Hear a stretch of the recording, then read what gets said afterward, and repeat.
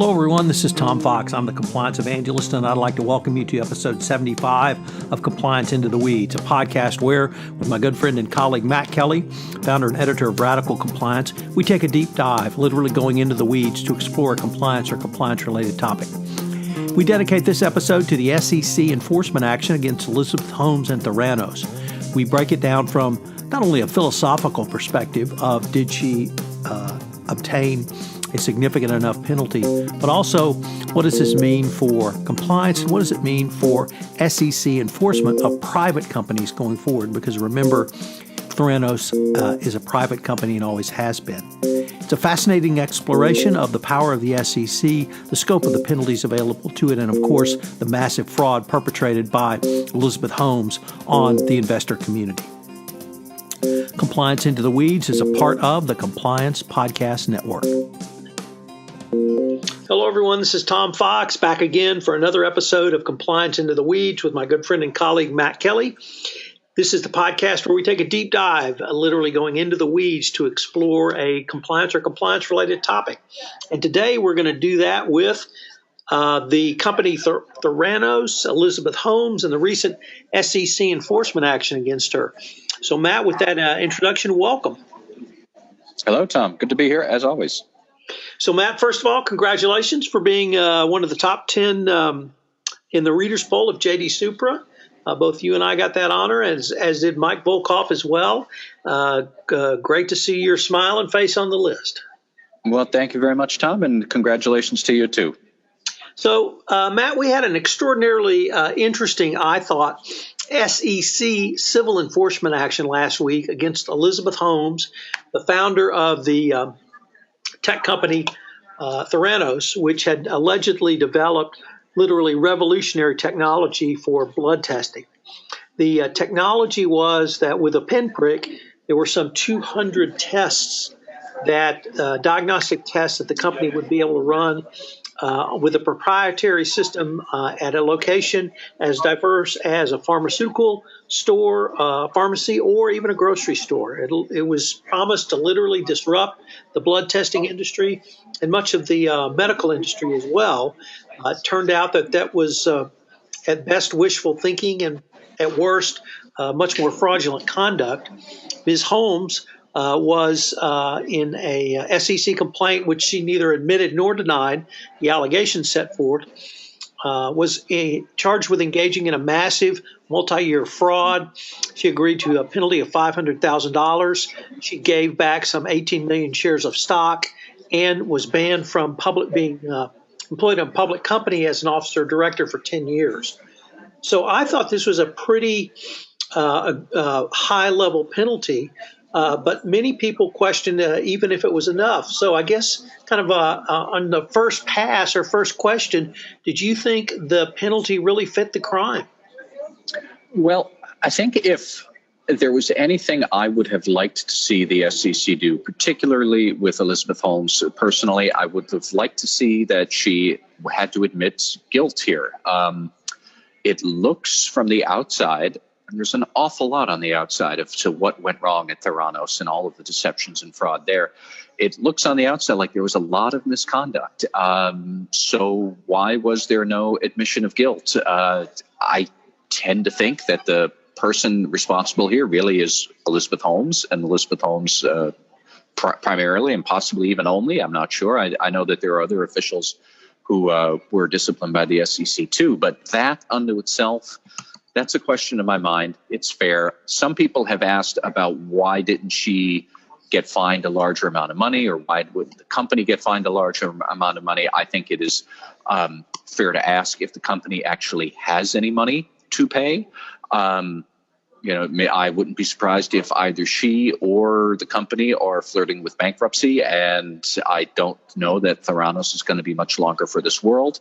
But I do like that she's barred from working in any public companies. I'm pretty sure that the bad press is going to ban her from a lot of other private organizations as well, because she is going to be the poster child for bad governance and for fraud for the ages. She's going to be right up there with Enron and WorldCom and business case studies until the cows come home about how she got the company into this mess. So the other thing that I thought was really interesting was, if you recall the at least public statements of both Holmes and Theranos, they really were fight, fight, fight. They were not going to agree to anything. They had at one point David Boy's law firm, who later withdrew from the representation, leading to this settlement that I thought was a complete capitulation, even if she didn't plead guilty. The other interesting point, Matt, was that this was an SEC enforcement action, and at the time of up until today, Theranos has never been a public company. So it really opened my eyes that, and Kevin LaCroix, in his most excellent D&O Diary article today, pointed out that the SEC can bring actions against private companies. And I had wondered about that in terms of the levels of fundings that these companies get, and at least with Theranos, the fraud that was involved. So I wondered if the SEC was sending a pretty strong and even direct message to companies that if you're going to go out for A, B, C, and D rounds of funding, you still have to play by the general rules of U.S. public companies. Any thoughts on that? Well, yeah, I think that they probably are sending that message. I do think what Theranos did, I mean, clearly it's rare to see this level of fraud and misconduct, period.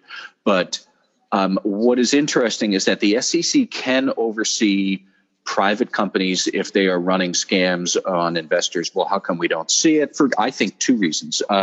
Number one, Theranos was raising a lot of venture capital, or not even venture capital, investment capital. I think $700 million or so is what it raised, and it was raising it through false means. It is worth noting that what Theranos did not do was raise money from established venture capital firms who quickly sniffed out that this was not something that seemed legit, and they took a pass. So Theranos was really fleecing these deep-pocketed investors who, frankly, I think were kind of dazzled by a very young, very attractive, personable CEO. And so these guys opened the checkbooks for her. And yes, guys opening checkbooks for her, I think that was part of her charm and how she got the money, large amounts of money and severe fraud. The SEC can't ignore that.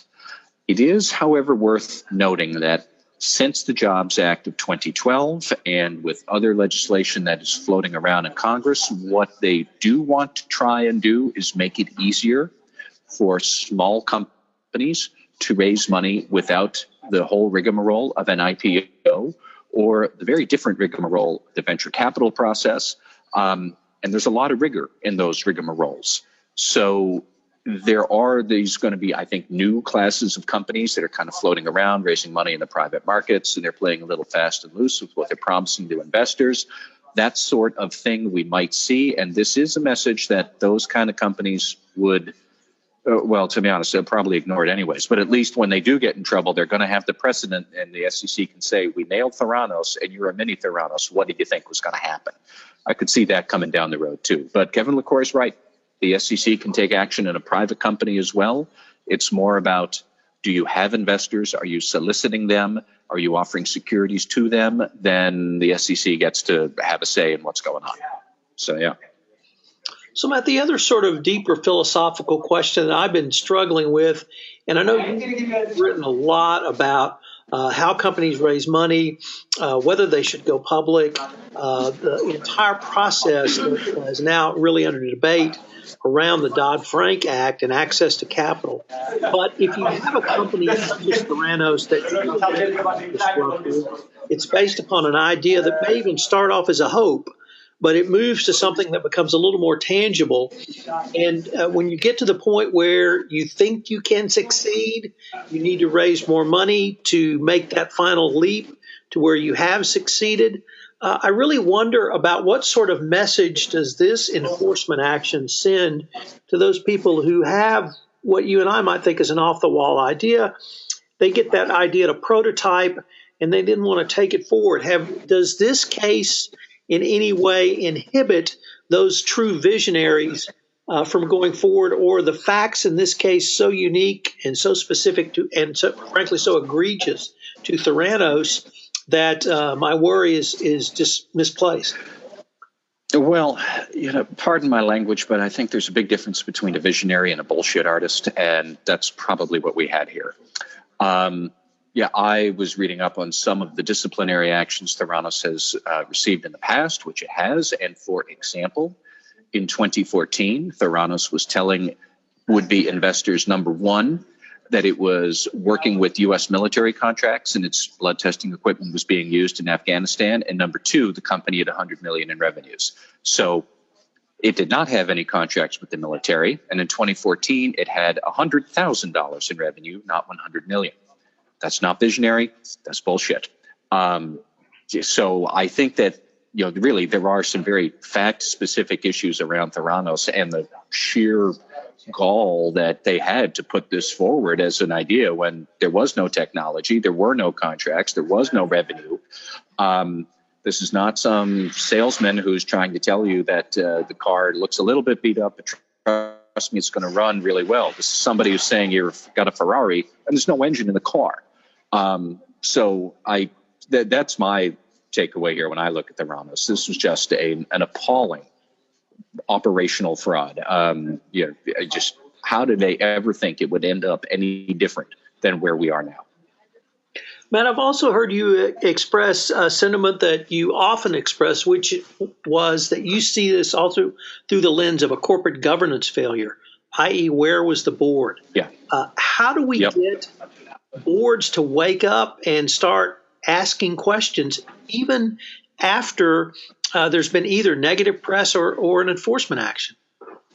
This is something where I do have a beef with some of the board directors who were on the job allegedly while Theranos was running these scams, because some of those board directors included Henry Kissinger, George Shultz, Secretary of State in the Reagan administration, James Mattis, the defense secretary right now, who did step down from the board as soon as he was nominated, I think, to become defense secretary. What do any of these guys have any business being on the board of a biotech company, which is really what Theranos was purporting to be? Never mind that, look, if I am, for better or worse, a renowned and well-known figure like Henry Kissinger, who's also over the age of 90, I'm going to have better things to do at my time than to serve on a startup board of a company I don't even know and an industry I don't know. So I do think that some of this was the board clearly thought this was just going to be some sort of little sinecure where they can get an annuity for hanging out, and they meet once a quarter to get their, spend some time with a very pretty young woman who bats her eyes. The numbers look good. PowerPoint's all nice. Fine. And that led us to where we are.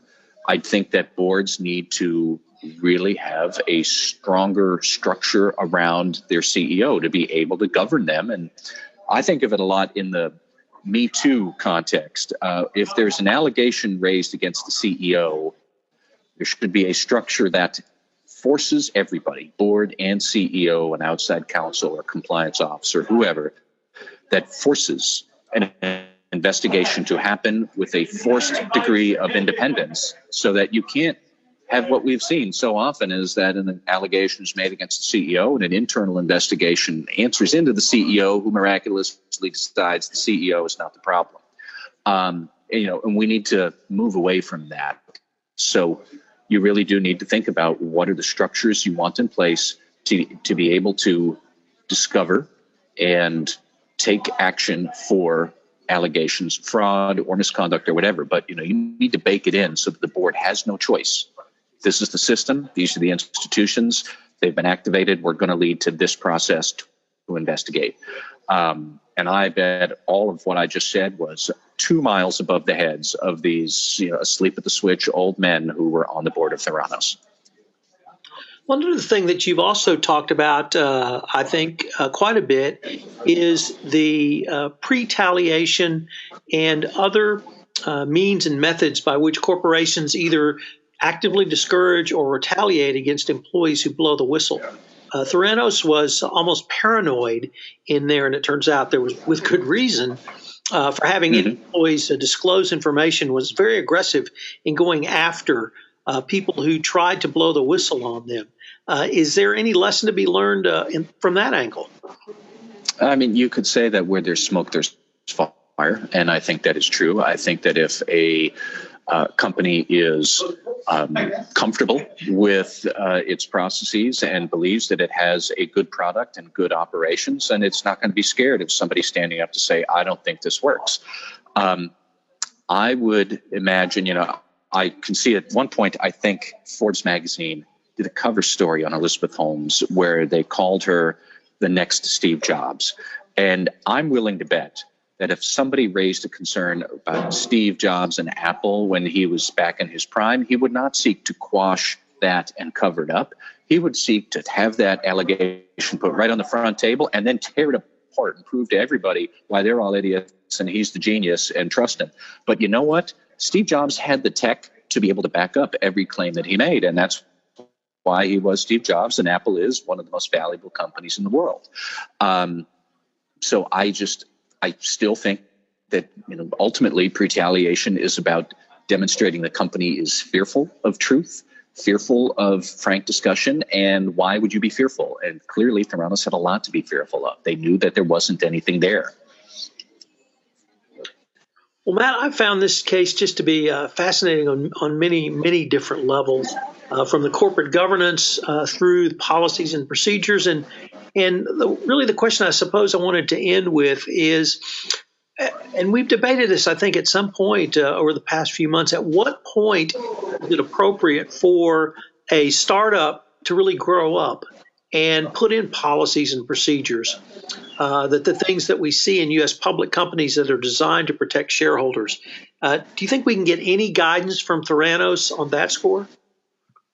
Well, I think that compliance officers and boards should be always thinking about what are we likely to encounter first as a risk. And let's start with that. Certainly, if you are in a very data-intensive world, if you're a social media startup, for example, you want to think about data privacy risks pretty much from the get-go, which would not have been the case 20 years ago. And if you're a large manufacturing concern, you wouldn't probably think about that as much either. It's going to vary from case to case, but clearly companies think about it. They hit these risks more quickly. So they need to think about that. And, fundamentally, if this is executive level misconduct, if this is a superstar CEO run amok, that the board should be thinking about before you hire employee number 2.